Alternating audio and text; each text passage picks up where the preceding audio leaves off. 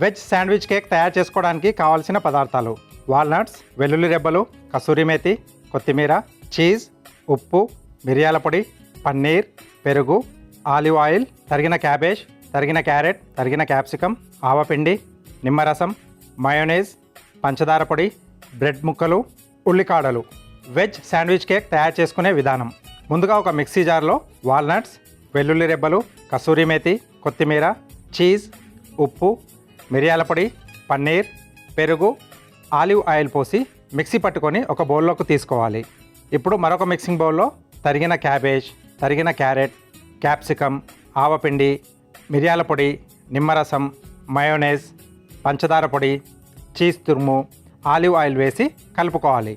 ఇప్పుడు బ్రెడ్ ముక్కల అంచులు కట్ చేసి వాటిపైన మిక్సీ పట్టుకున్న సాస్ అప్లై చేసి ఆపై కలిపి పెట్టుకున్న వెజిటేబుల్ మిశ్రమాన్ని పైనుండి స్ప్రెడ్ చేసి మరొక బ్రెడ్ ముక్క పెట్టి వాటిపైన మళ్ళీ సాస్ రాసి వెజిటేబుల్ వేసి ఇలా 4 లేయర్గా చేసుకోవాలి.